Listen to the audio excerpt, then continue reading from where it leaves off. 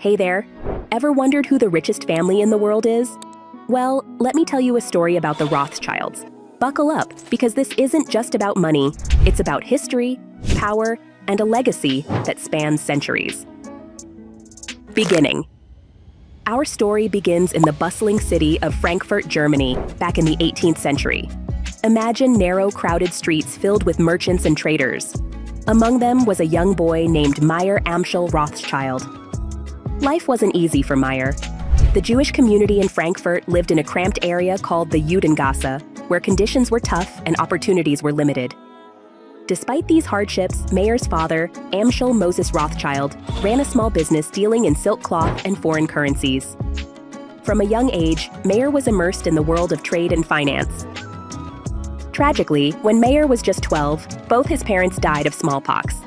Meyer's relatives took him in and sent him to Hanover to apprentice with a prominent banking house. Here, Meyer learned the ropes of banking and trade. He discovered a knack for dealing with rare coins, which would later become a cornerstone of his success. The birth of an empire.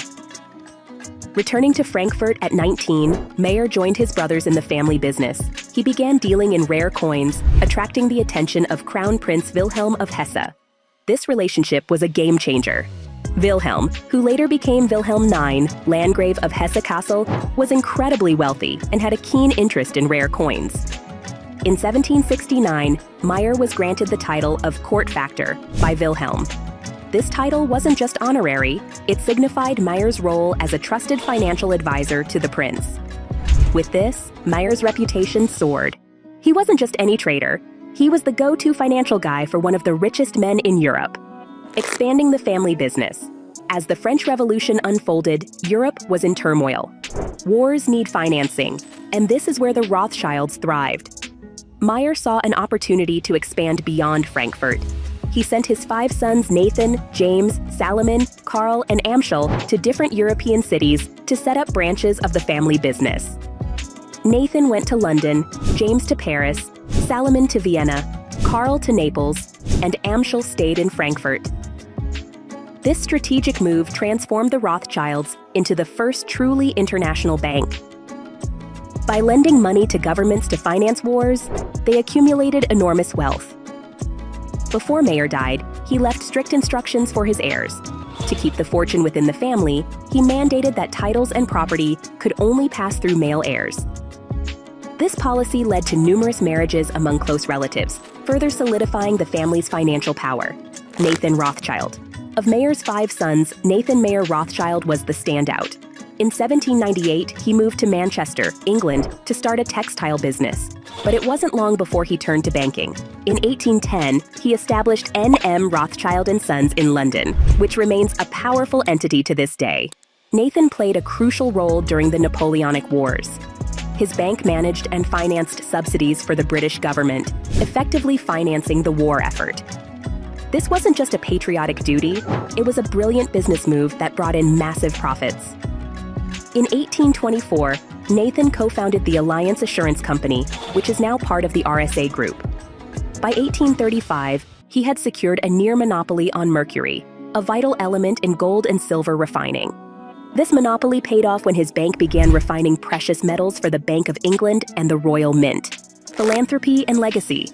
Nathan wasn't just a financier, he was also a philanthropist. He supported Jewish communities, helping to establish synagogues and schools.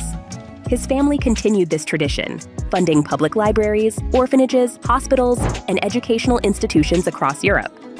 Nathan's youngest child, Louise, and her daughters managed numerous Rothschild charitable foundations in Frankfurt. The family's contributions weren't limited to Jewish causes. They supported a wide array of philanthropic efforts, including social housing and public welfare projects. The 20th century and beyond. The 20th century brought challenges and changes for the Rothschilds. Wars, political upheavals, and family rivalries took a toll on their fortune. The Naples branch closed in 1863, followed by the Frankfurt branch in 1901 due to a lack of male heirs. The Vienna branch was shut down by the Nazis in 1938, and the Vichy government expropriated their Bordeaux properties during World War II. Despite these setbacks, the Rothschild legacy endured. By the 1970s, only 3 Rothschild banks remained. the London and Paris branches, and a Swiss bank founded by Edmond de Rothschild. In 1982, the French government nationalized the Paris bank, a significant blow to the family. However, resilience is a Rothschild trait. Baron David René James de Rothschild founded Rothschild and C Bank in Paris in 1987, with support from his cousin Edmond. By 2003, the British and French banks were united under his leadership. In 2008, the family businesses were consolidated under a single company, Paris Orléans, unifying the Rothschild empire once more. The modern-day Rothschilds. Today, the Rothschild family continues to wield influence and collect wealth.